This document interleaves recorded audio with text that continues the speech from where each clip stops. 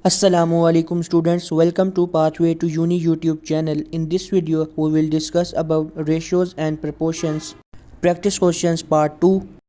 If you want complete detail about ratios and proportions and their practice questions, tips and tricks, you have to see my past video of ratios and proportions. So let's start the video. So question number 6 is, if an apple costs 3 for 37 cents, find the cost of 7/4 dozen apple. वो कह रहे हैं अगर 37 cents 3 Apple की cost है तो बताएं 7/4 dozen apple की क्या कॉस्ट होगी। सो सॉल्यूशन की तरफ चलते हैं। सबसे पहले अब इसमें हम क्या करेंगे, हम फाइंड करेंगे एक एप्पल की कॉस्ट, उसके बाद हम लोग 12 एप्पल की कॉस्ट फाइंड करेंगे और उसके बाद 7/4 डजन एप्पल की कॉस्ट फाइंड करेंगे। सो सॉल्यूशन की तरफ चलते हैं। Calculate the cost of 1 Apple, वो हम किस तरह फाइंड करेंगे, हम 37 सेंट्स को डिवाइडेड बाय जब 3 करेंगे तो हमारे पास क्या आ जाएगी, कॉस्ट ऑफ 1 एप्पल। हमने सबसे पहले 1 एप्पल की कॉस्ट फाइंड कर ली, फिर हमने क्या करना है, calculate the cost of 12 Apple यानी 8 डजन एप्पल। सो एक डजन के अंदर 12 एप्पल होंगे, ठीक है। सो कैसे कैलकुलेट करेंगे कॉस्ट ऑफ 1 डजन एप्पल, सबसे पहले हम लोग एक एप्पल की कॉस्ट लेंगे, उसको मल्टीप्लाई कर देंगे 12 के साथ, तो हमारे पास क्या आ जाएगी, cost of a dozen apple यानी 12 एप्पल की कॉस्ट आ जाएगी हमारे पास। सो 3 1 ज़ा 3, 3 4 ज़ा 12, ठीक है। फिर 4 37 के साथ आपस में क्या हो जाएगा, मल्टीप्लाई, तो 37 multiply by 4 which is equals to 148 cents. अब ये हमारे पास क्या आ गया, 12 डजन एप्पल की कॉस्ट आ गई है, कॉस्ट ऑफ 12 डजन एप्पल। अब हमारे पास 12 एप्पल्स की कॉस्ट आ गई है, तो हम क्या करेंगे, हम 7/4 एप्पल की कॉस्ट को, डजन एप्पल की कॉस्ट को फाइंड कर लेंगे, क्या करेंगे, मल्टीप्लाई करेंगे। The cost of 7/4 dozen apple equals to 7/4 multiply by ये 12 डजन एप्पल की हमारे पास जो कॉस्ट थी ये हमने लिख दी। सो जब ये हमारी कैलकुलेशन होगी तो हमारे पास क्या आंसर आ जाएगा, 159 सेंट्स, ठीक हो गया। यानी सबसे पहले हमने क्या किया, हमने एक एप्पल की कॉस्ट निकाली, फिर हमने 12 एप्पल की कॉस्ट निकाली और एक एप्पल की कॉस्ट को मल्टीप्लाई कर दिया 12 एप्पल की कॉस्ट के साथ, फिर हमारे पास 12 एप्पल की कॉस्ट आ गई, उसको हमने आपस में मल्टीप्लाई किया, 7/4 के साथ मल्टीप्लाई किया और हमारे पास किसकी कॉस्ट आ गई, 7/4 डजन एप्पल की कॉस्ट आ गई। अब इसी सवाल को हम लोग मल्टीप्लिकेशन मेथड की तरफ करते हैं। सो हमारे पास दो रेशोज थी, एक हमारे पास रेशो थी 37 सेंट्स ओवर 3, एक तो ये रेशो थी, एक हमारे पास थी 7/4 डजन एप्पल्स की, यानी 7/4 डजन की हमारे पास कॉस्ट थी, यानी हमारे पास एप्पल की कॉस्ट थी, वैल्यू थी हमारे पास और हमने इसकी कॉस्ट निकालनी थी। और यहाँ पे भी हमारे पास एप्पल जो है वो 3 थे और यहाँ पे हमारे पास 7/4 डजन एप्पल्स हैं। सो हमने क्या किया, यहाँ पे 3 को डिवाइड कर दिया 7/4 डजन एप्पल के साथ, ठीक है। और क्योंकि डजन के अंदर क्या होते हैं, 12 एप्पल होते हैं, तो हमने उसको मल्टीप्लाई कर दिया 12 के साथ, और हमने क्योंकि जो कॉस्ट निकालनी है तो हमने कॉस्ट की जगह x लिख दिया, तो x जो है वो 3 के साथ मल्टीप्लाई हो गया और इन ये आपस में जब इनका कैलकुलेशन हुई तो हमारे पास आंसर आ गया 21। सो 21 37 के साथ मल्टीप्लाई हो गया और 3x के साथ मल्टीप्लाई हो गया। सो उसके बाद जो है x जो 3 है ये यहाँ पे मल्टीप्लाई हो रहा है, तो उधर जाके क्या हो गया, डिवाइड, तो ये आपस में जब मल्टीप्लाई हो गया तो आंसर आया 777।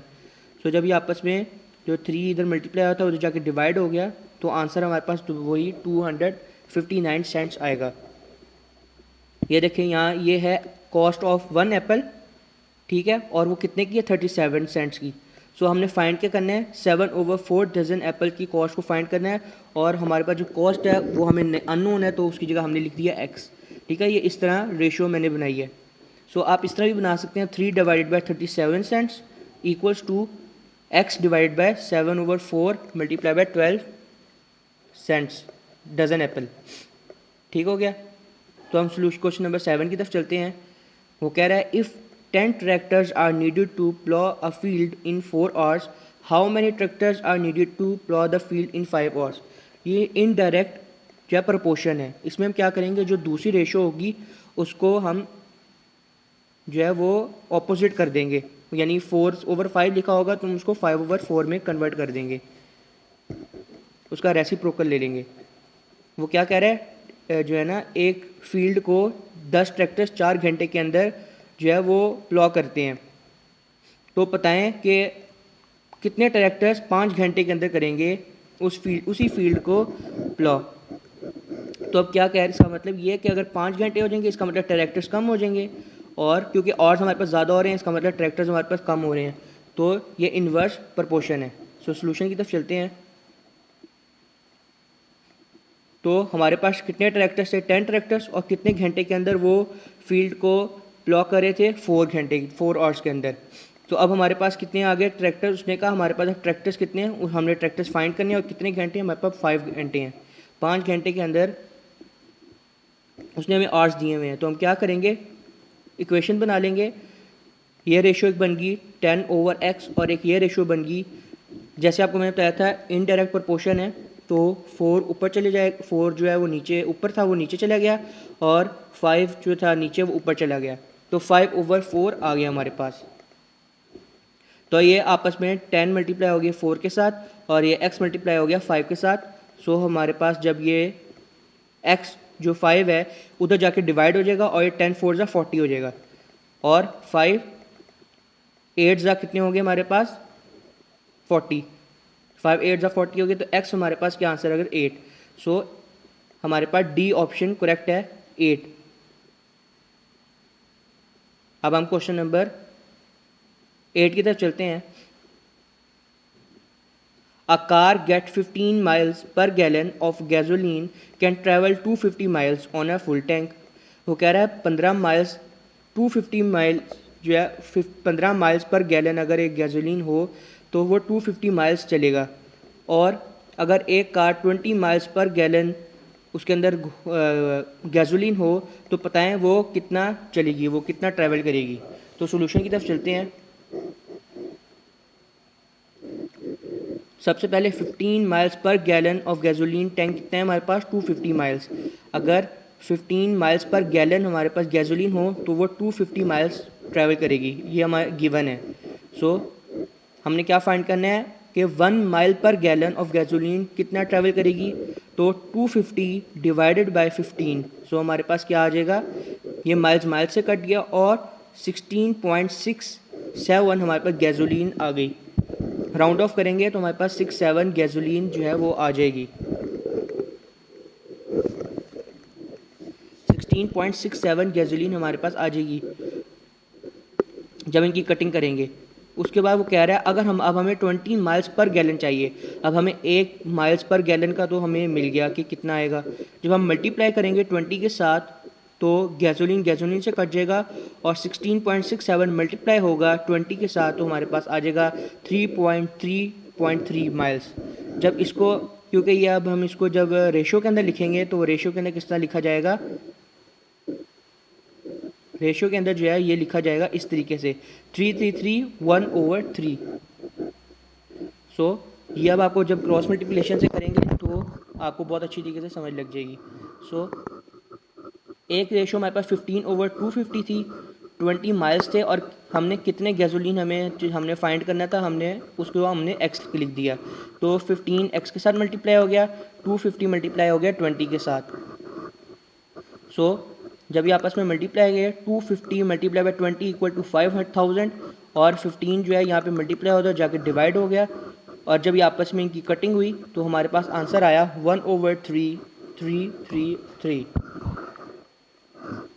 अब हम क्वेश्चन नंबर 9 की तरफ चलते हैं।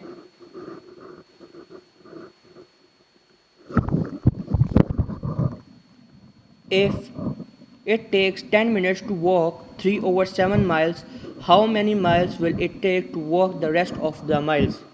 वो कह रहा है अगर एक इंसान है उसको 10 मिनट्स लगे 3/7 माइल्स कंप्लीट करने के लिए, बताएं बाकी माइल्स जो हैं वो कितने बचे। सो माइल्स तो उसने हमें दिए नहीं, सबसे पहले हमने लेट करना है कि हमें कितने माइल्स जो हैं वो दिए हुए हैं, कि असल रकम क्या है। सो असल रकम हमें जब मिल जाएगी फिर हम उसको आगे सॉल्व करेंगे। सो आपको पता है रेशोज़ की फॉर्म में मैंने कई दफ़ा अपनी वीडियोस में बताया कि जब आपके पास रेशोज़ हों, अगर आपने कोई चीज़ लेट कर दी हो तो आप होल वैल्यू हमेशा 1 लेट करते हैं। 1 इसलिए लेट करते हैं ताकि उसको सॉल्व करना, उसको लेट करके उससे आगे आंसर निकालना ईजी होता है।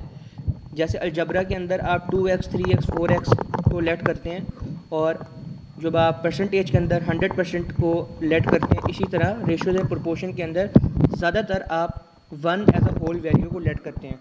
सो हमने क्या किया, let 1 mile as a whole, हमने लेट कर लिया कि हमारे पास असल में 1 माइल है।